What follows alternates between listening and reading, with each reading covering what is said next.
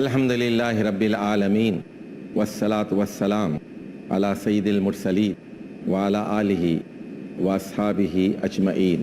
कुरान और इंसान, इस मौजू के तहत हमने गुज़िश्ता 4-5 एपिसोड्स में आपके सामने कुरान का दावा रखा, कुरान की खुसूसियात बताईं और कुरान का क्लेम कि वो अल्लाह की एक किताब है, और फिर ये बात भी रखी कि कुरान एक मोजिज़ा है और ज़िंदा मोजिज़ा है, एक लिविंग मिरेकल है, और इसका चैलेंज पूरी इंसानियत के लिए है कि तमाम इंसान और तमाम जिन मिलकर भी ऐसी किताब तसनीफ़ नहीं कर सकते।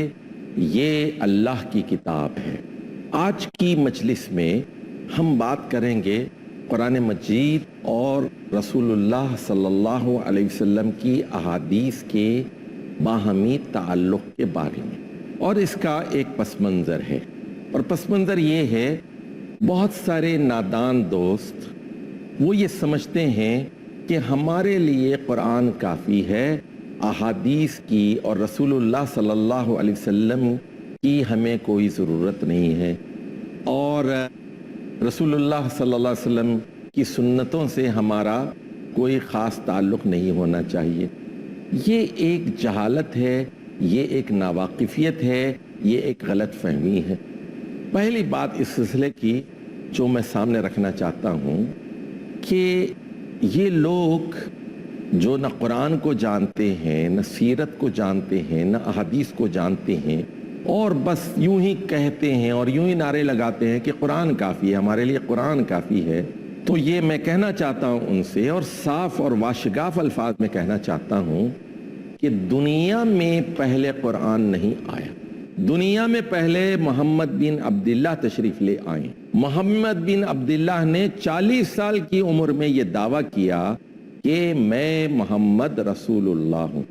लोगों ने आपके 40 साल के किरदार को देखा कि आप सादिक हैं, अमीन हैं, और नेक हस्तियों ने कहा कि आप झूठ नहीं बोल सकते, आपका ये दावा सच्चा है कि आप अल्लाह के रसूल हैं। फिर आपके ऊपर कुरान 23 साल के अरसे में थोड़ा थोड़ा करके नाजिल किया गया। तो दुनिया में पहले मोहम्मद सल्लल्लाहु अलैहि वसल्लम आए हैं और 23 साल में कुरान आया है।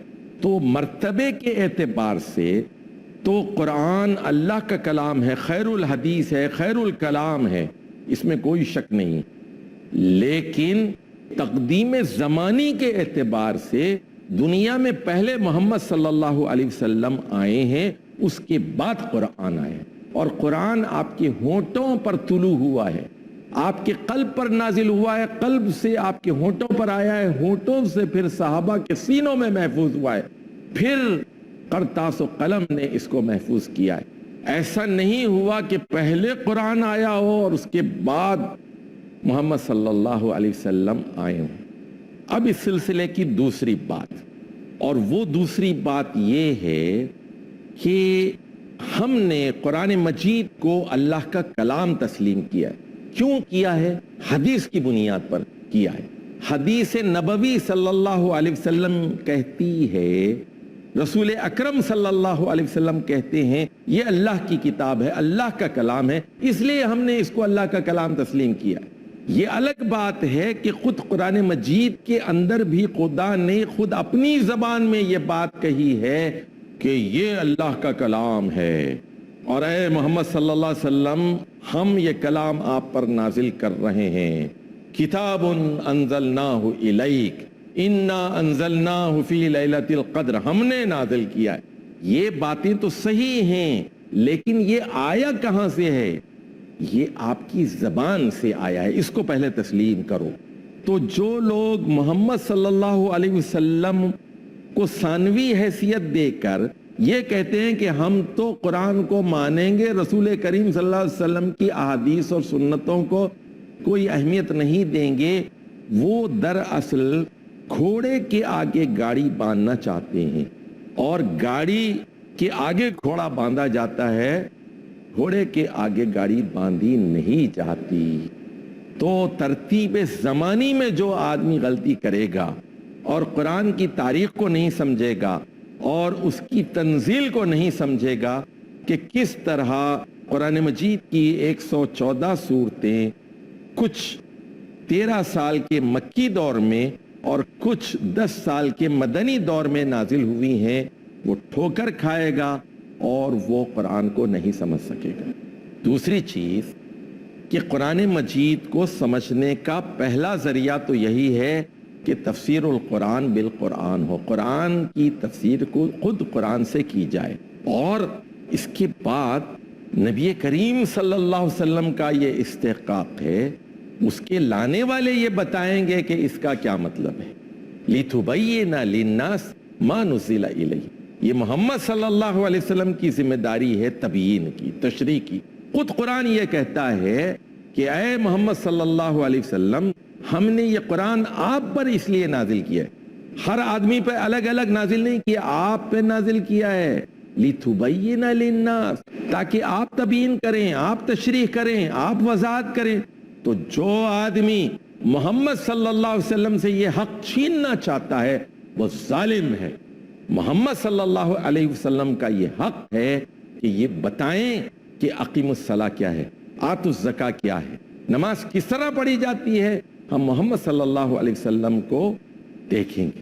اب اس میں پہلی بات جو ہم آپ کی خدمت میں رکھنا چاہتے ہیں وہ یہ کہ بعض اوقات قرآن مجید میں اور احادیث میں کلی مطابقت پائی جاتی ہے، 100% وہی بات ہوتی ہے۔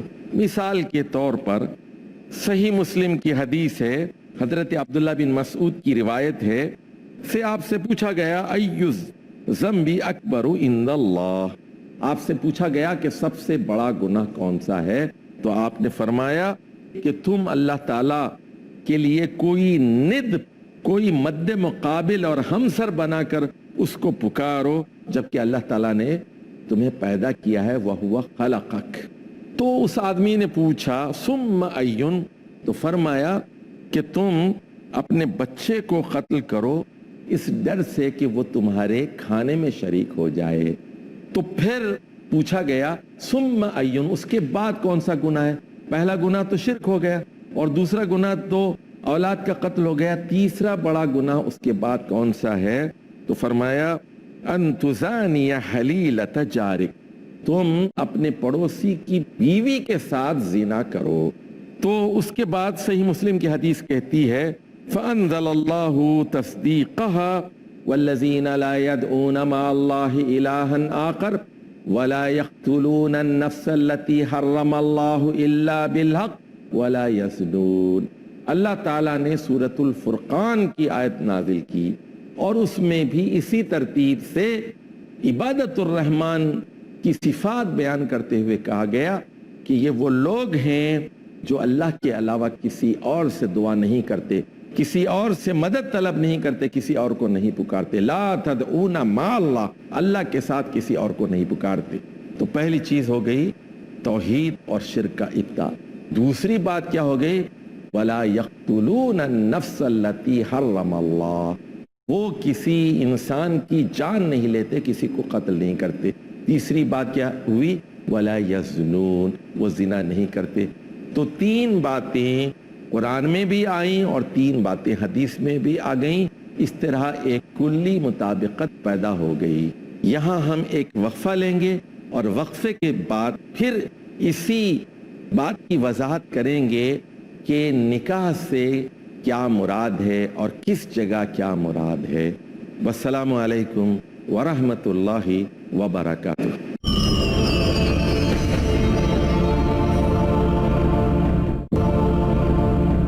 الحمدللہ رب العالمین والصلاة والسلام علی سید المرسلین وعلی آلہ وصحبہ اجمعین۔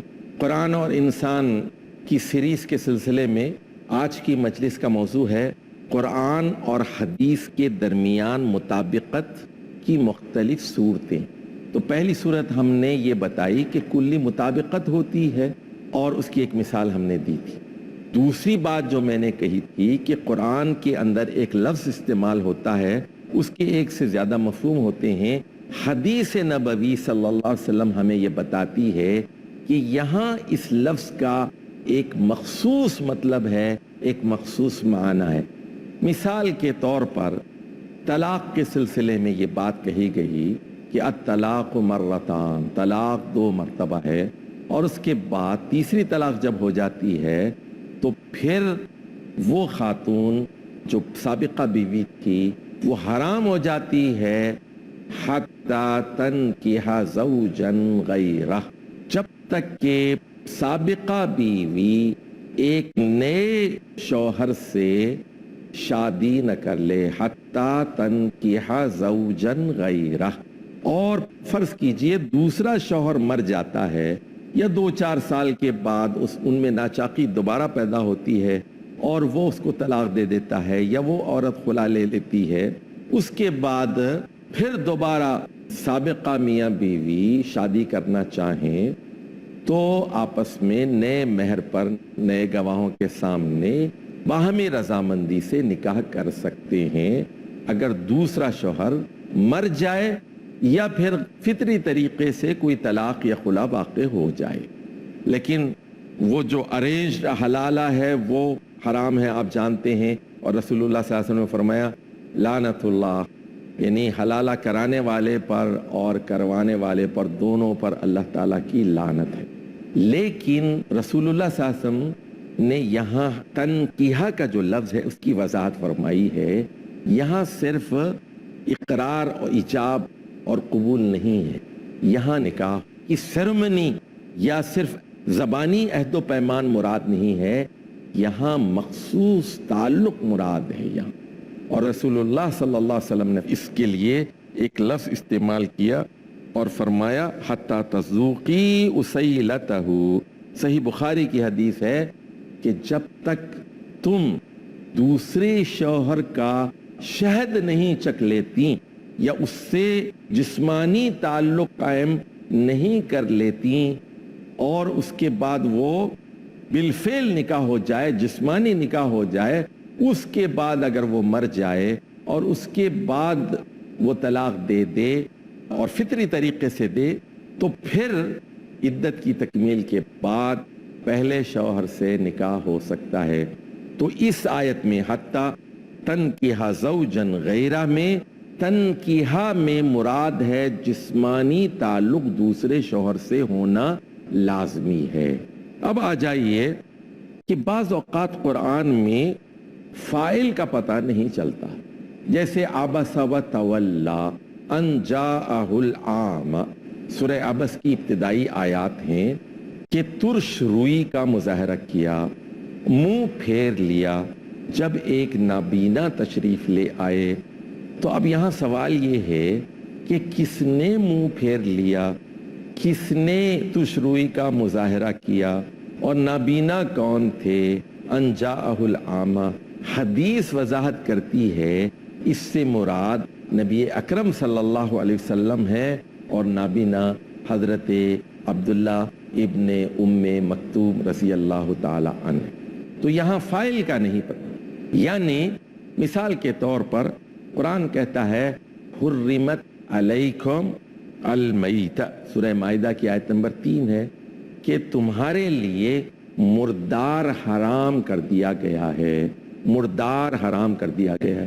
تو ایک ہمارے دوست تھے، ان کے چچا منکر حدیث تھے، انہوں نے کہا کہ میں حدیث کو نہیں مانتا۔ تو میں نے ان سے پوچھا کیا آپ مچھلی کھاتے ہیں؟ مچھلی کھاتے ہیں؟ انہوں نے کہا ہاں کھاتا ہوں۔ میں نے کہا اگر آپ صرف قرآن کو مانتے ہیں، حدیث کو نہیں مانتے، تو آج سے مچھلی کھانا بند کر دیجیے آپ، کیونکہ قرآن تو کہتا ہے حرمت علیکم المیتہ، مردار حرام ہے۔ توبہ توبہ، مچھلی کھاتے ہیں، مردار مچھلی کھاتے ہیں، مری ہوئی مچھلی کھاتے ہیں آپ، مری ہوئی مچھلی کھاتے ہیں آپ، مردار مچھلی کھاتے ہیں۔ تو وہ پریشان ہو گئے، سٹ پٹا گئے۔ میں نے کہا سنیے، رسول اللہ صلی اللہ علیہ وسلم کی حدیث ہمیں بتاتی ہے احلت لنا میتتان، ہمارے لیے، اس امت کے لیے 2 مردار چیزیں حلال کر دی گئی ہیں، 2 مری ہوئی چیزیں بھی حلال کی گئی ہیں، اور وہ ہے الحوت والجراد۔ سنن ابن ماجہ کی حدیث ہے، اور کتاب الصید میں حوت مچھلی اور ٹڈی، مچھلی اور لوکسٹ، جو چھوٹے سے یعنی ایک گریس ہاپر کی طرح کی ایک چیز ہوتی ہے، لوکس جس کو کہتے ہیں، جو آ کر فصلوں کو کھا لیتے ہیں اور لاکھوں کروڑوں اربوں کھربوں کی تعداد میں آتے ہیں اور فصل کی فصل چاٹ لیتے ہیں۔ چراغ وہ اگر مرے ہوئے ہوں تب بھی کھائے جا سکتے ہیں۔ تو رسول اللہ صلی اللہ علیہ وسلم کی حدیث قرآنی حکم کا استثناء بیان کرتی ہے۔ اسی طرح بعض اوقات ایک سب کلاس، ایک ضمنی شق کا اضافہ بھی کرتی ہے۔ مثال کے طور پر قرآن مجید کی سورۃ المائدہ ہے، اس میں یہ بات بتائی گئی ہے کہ اگر کتا تربیت یافتہ ہے، if it is a trained dog، اور وہ آپ کے لیے شکار کرتا ہے، آپ کے لیے بکری کو روکتا ہے یا ہرن کو روکتا ہے، تو شکاری کتا جو تربیت یافتہ ہے اس کا شکار آپ کے لیے حلال ہے۔ آپ بسم اللہ کہہ کر اگر کتے کو چھوڑتے ہیں، وہ تربیت یافتہ ہے، اس میں سے وہ خود نہیں کھاتا، آپ کے لیے روکے رکھتا ہے، آپ کے لیے وہ حلال ہے۔ اس کا مفہوم مخالف یہ ہے کہ اگر وہ غیر تربیت یافتہ ہوگا تو وہ آپ کے لیے حرام ہوگا۔ لیکن اس کی ایک درمیانی صورت بھی ہو سکتی ہے، اگر تربیت یافتہ کتا آپ کے شکار میں سے خود کچھ کھا لے تو پھر وہ شکار آپ کے لیے حلال ہوگا یا حرام ہوگا۔ تو حدیث سے یہ پتہ چلتا ہے، سنن نبی داؤد کی حدیث ہے جو حضرت عدی بن حاتم سے روایت کی گئی ہے، آپ صلی اللہ علیہ وسلم نے فرمایا کہ اگر تربیت یافتہ کتا بھی آپ کے لیے کیے گئے شکار میں سے کچھ کھا لے تو پھر وہ آپ کے لیے حرام ہو جائے گا۔ اس نے آپ کے لیے شکار نہیں کیا بلکہ اپنے لیے اس نے شکار کیا ہے۔ اسی طرح یعنی قرآن اور حدیث کے باہمی تعلق پر ہم گفتگو کر رہے ہیں۔ قرآن مجید نے کہا وَأَن تَجْمَعُوا بَيْنَ الْأُخْتَيْنِ، قرآن یہ کہتا ہے کہ دو سگی بہنوں کو بیک وقت ایک مرد اپنے نکاح میں نہیں رکھ سکتا۔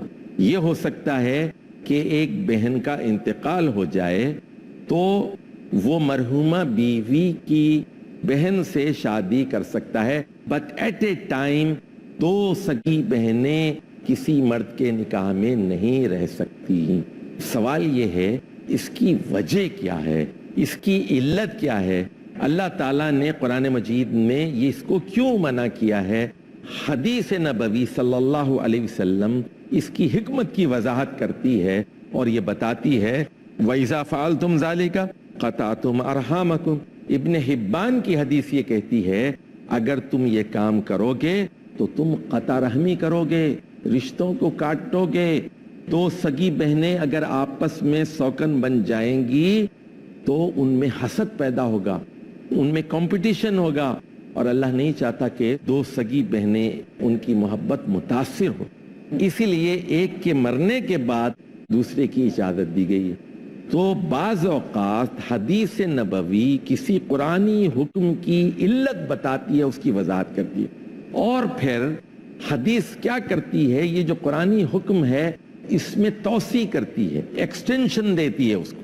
اب مثال کے طور پر رسول اللہ صلی اللہ علیہ وسلم نے فرمایا جس طرح دو سگی بہنوں کو بھی بیک وقت ایک مرد اپنے نکاح میں نہیں رکھ سکتا، بعینہ بالکل اسی طرح سگی پھوپھی اور سگی بھانجی بھی ایک آدمی کے نکاح میں نہیں ہو سکتی۔ ہاں یہ ہو سکتا ہے کہ پھوپھی مر جائے تو اس کی بھتیجے سے نکاح ہو جائے، اسی طرح سگی خالہ اور بھانجی ایک آدمی کے نکاح میں ایٹ اے ٹائم نہیں رہ سکتی۔ ہاں یہ ہو سکتا ہے کہ خالہ مر جائے تو بھانجی سے شادی وہ کر لے، یا بھانجی مر جائے تو اس کی خالہ سے کر لے، ایسا ممکن ہے، اور اس کی علت اور وجہ بھی وہی ہے جو پہلے بیان کی جا چکی ہے۔ بعض اوقات ایسا ہوتا ہے کہ علت بھی حدیث سے معلوم ہو جاتی ہے اور علت کی مقدار کا بھی علم ہوتا ہے۔ مثال کے طور پر قرآن تو یہ کہتا ہے شراب کے بارے میں انما الخمر والمیسر والازلام والانصاب رجس من عمل الشیطان، تو خمر کو حرام کر دیا قرآن۔ اب ایک آدمی یہ کہہ سکتا ہے کہ جی خمر تو ڈکشنری میں لغت میں انگور کی شراب کو کہتے ہیں، میں تو سیب کی شراب پیتا ہوں، میں تو آڑو کی شراب پیتا ہوں۔ تو حدیث نبوی یہ کہتی ہے، خمر کی تعریف کرتی ہے، اور حدیث یہ کہتی ہے کل مسکر خمر وکل خمر حرام، کہ ہر نشہ آور چیز خمر ہے۔ خمر کی تعریف ایک لغت میں ہے، ایک رسول اللہ صلی اللہ علیہ وسلم اس کی تشریح بیان کر رہے ہیں، اور وہ یہ کہہ رہے ہیں کہ ہر نشہ آور چیز خمر ہے اور ہر قسم کی خمر حرام ہے۔ کل خمر حرام، کل مسکر خمر وکل خمر حرام۔ اب ایک آدمی یہ کہتا ہے کہ جی نشہ حرام ہے، انٹاکسیکیشن حرام ہے، میں تو صرف ایک گھونٹ پیتا ہوں، ایک جرعہ استعمال کرتا ہوں۔ حدیث کہتی ہے ما اسکر کثیرہ فقلیلہ حرام، جس کا ایک گھڑا پینے سے، جس کی پوری بوتل پینے سے آدمی نشے میں آ جائے، اس کا قطرہ بھی حرام ہے، فقلیلہ حرام۔ تو دیکھیے حدیث قرآنی آیت میں بیان کردہ لفظ خمر کی بھی وضاحت کر رہی ہے، اور پھر اس کی مقدار کا بھی تعین کر رہی ہے، علت بھی بتا رہی ہے اور علت کی مقدار بھی بتا رہی ہے۔ تو میرے محترم دوستوں اور بھائیوں، محترم ناظرین اور ناظرات، ہمارا موضوع تھا قرآن اور حدیث کا باہمی تعلق۔ اس سلسلے میں ہم نے چند ایک مثالیں آپ کے سامنے پیش کیں۔ یہ پروگرام ہمارا جاری رہے گا اور اگلے ایپیسوڈ تک آپ انتظار فرمائیے۔ آج کی نشست اختتام تک پہنچتی ہے، اور انشاءاللہ تعالی آپ سے پھر مستقبل میں ملاقات ہوگی۔ والسلام علیکم ورحمۃ اللہ وبرکاتہ۔